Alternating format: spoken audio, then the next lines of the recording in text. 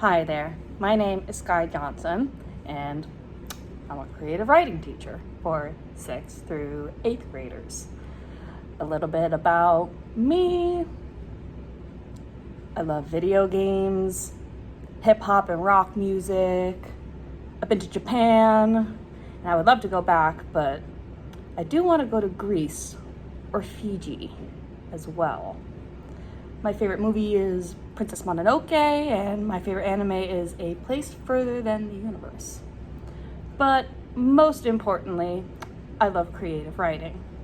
When I was in either 4th or 5th grade, I had an English teacher that helped me become a writer, just by encouraging me with new words to help express myself in my stories. I tried going into making video games, but realized it was too hard for me. That's when I realized that writing a story for a video game is just as important. There's a saying that those who can't do, teach. Though it's dismissive, it's still a way to spread the joys of the field. Teaching kids, or anyone for that matter, to express themselves is an important thing to do. Writing is just one of the first art forms that we learn, which unfortunately goes to the side, but I like to encourage kids to express their creativity through writing. Middle school level kids, they tend to write essays, book reports, and other clinical things, so they often get turned off by writing. I don't like writing essays either, so I try to give creative suggestions, and they can either accept it or reject it. Some kids are dead set on not writing. Some don't think they have a story to tell or think they're not creative enough. I try to show them that any idea can be built into a story. What I love most about creative writing is that there is an immediate result, even if it's just a few sentences. However, I don't practice what I preach. And what I mean by that is that I usually teach roadmaps for kids, but I personally write by ear. I usually have a general idea and then an ending, and then I write the chapters in the middle from point A to point B. And I guess that's me. Call me Mr. Sky.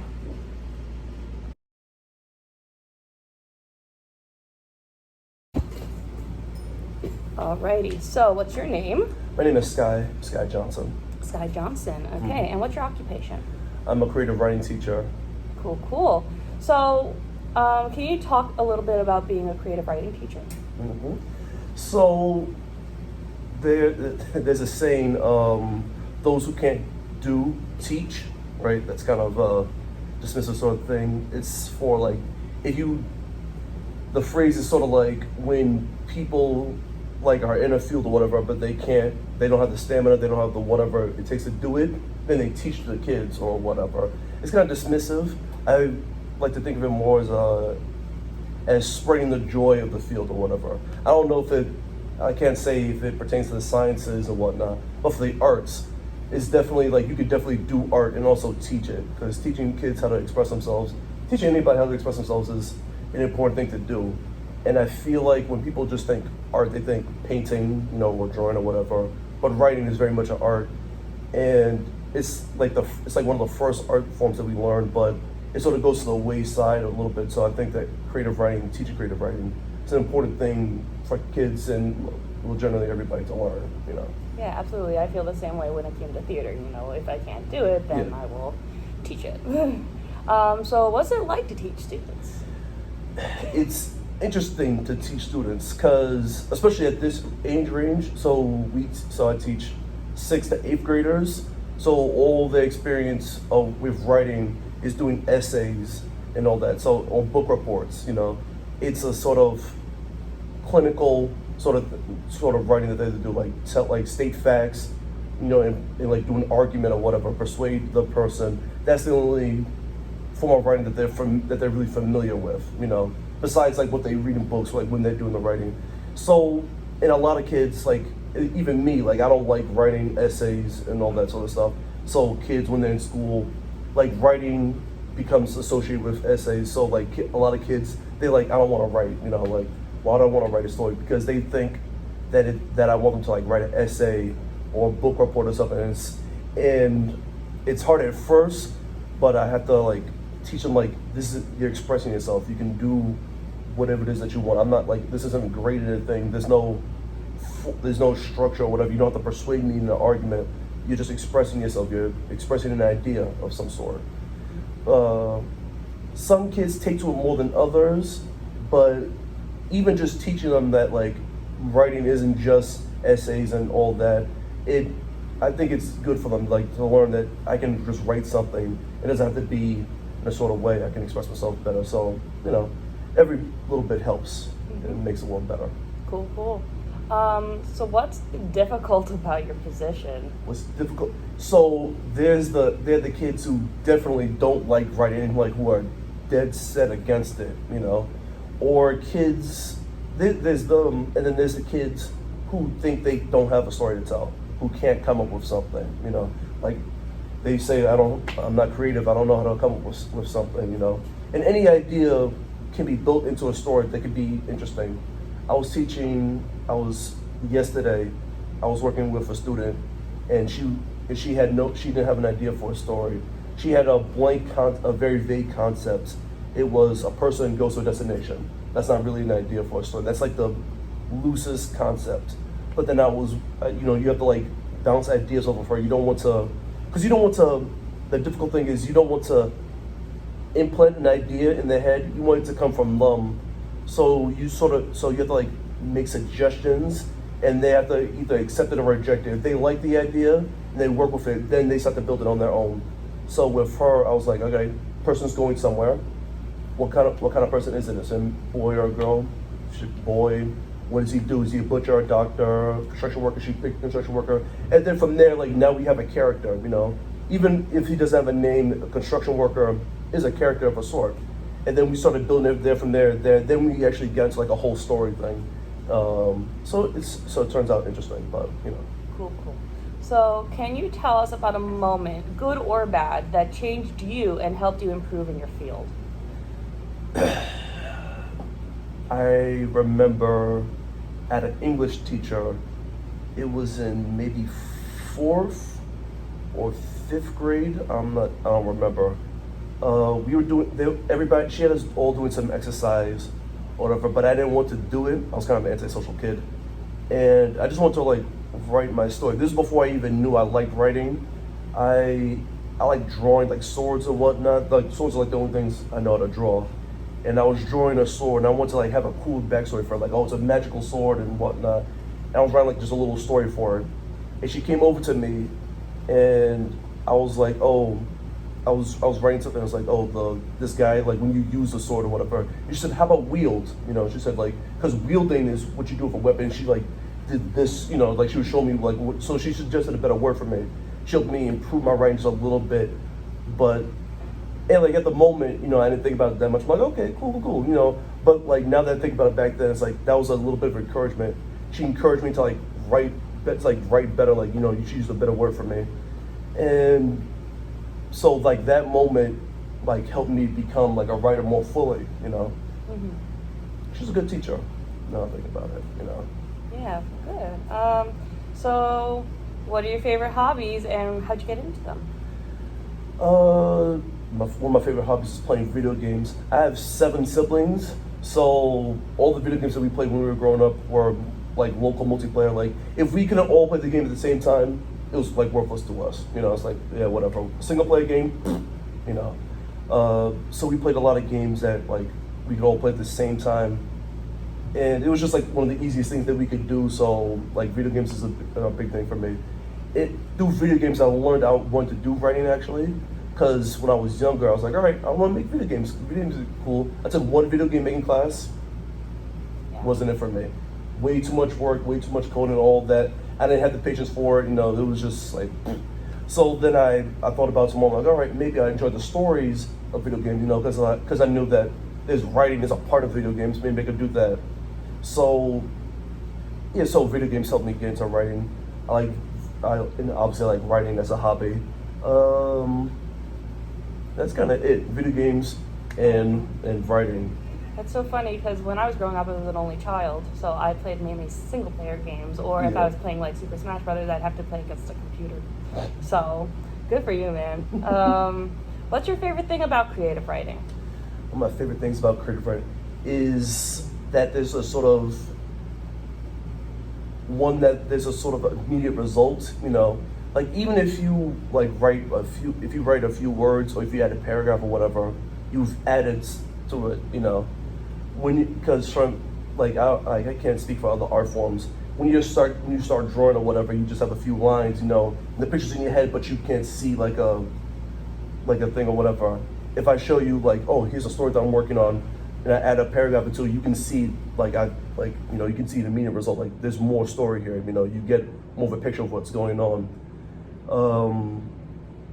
What else I like about writing is that like sometimes like an idea for a character will get stuck in my head. Like before I have a story, like I have an idea for a character, like, oh, this character does that or whatever, and they just sort of run around in my head for a while until I start to develop them more, and then a story comes out of them. And then when I start writing it down, it's like, all right, I kick them out. Like they weren't paying rent, so now I have them like written down on a document somewhere, so they're out of my head.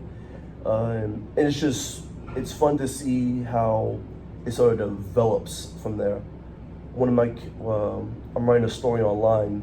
It has like over 90,000 views, and I'll have like an idea for it. Like I know how the story's gonna end, but the in between parts, I don't know how it goes. I write by ear, and it surprises me when I'm writing it because I'll have like a general idea, but then like characters will do something that I don't expect them to do. You know, like this character, she like cries more often than I thought she would. You know, which is funny. I was like, I wasn't planning for that to happen. And she likes to hug people, you know, but I didn't originally plan for that, but like through the story, as more plot and story happened, I'm like, all right. And then she just started doing that like on her own. I'm like writing it, but it felt right for her. So, you know. Gotcha. Mm-hmm. What's your favorite method of writing, like techniques? So it's funny because I teach the kids to do roadmaps to like plot out their stories and whatnot. I don't do that myself actually. I do not practice what I preach. I write by ear, so I'll have just a general concept. I know where the story's gonna end, but I write on a chapter by chapter basis. Like I know how I want the chapter to end, how I get from point A to Z. I just make it up as I go along, you know. Gotcha. Like I have a list of actual techniques that I go off of every time because I can't keep track. It's so funny. What kind of music do you listen to? I have a prolific music background. I listen to mostly hip hop and rap, but when I was growing up, my dad would play rock music, different things like that. So I'll listen to like almost anything, you know, country, jazz. I listen to songs in different languages, and you know, I don't even need to know. Like I just go off the vibe of it. But I mostly gravitate to hip hop, rock, and I guess some pop songs, but not like that much. Yeah, I got you. So if you had to fly to one place, anywhere, right now, where would you go? I've been to Japan before, and I've been dreaming about it again recently. I want to go back, but I either want to do Greece. I feel like Greece would be cool to visit, or maybe Greece, or maybe what's that place called? With all the waterfalls. I don't know, Fiji or something. Fiji. Yeah. Fiji. So it's a tie between Greece and Fiji. But Japan is cool. I want to go there again, but like, if I could have a free plane ticket, I don't want to go somewhere I've been to before. So maybe Greece, maybe. Greece, yeah. I want to go to Greece with my mom real bad. Last question. What is your favorite TV show, movie, live show, anything like that? If you have one. I have plenty. It shifts from moment to moment. One of my favorite movies growing up was Princess Mononoke. Yes. Oh, you know Princess Mononoke? I have the DVD, yes. I love Studio Ghibli. Thank you, because like I'll say that to people, they're like, "What's that?" I'm like, "Oh my god!" Wow. Like, and it's like whenever I hear something that's similar to it, like it goes off in my brain, like that sounds like Princess Mononoke. Like where is it? You know, it's so like I try to be normal about it, but it's definitely not a movie that I'm normal about. So yeah, I love Princess Mononoke. But I also like Iron Giant. That's also a good one. TV shows. There's this anime that made me cry. Like I had to pause it.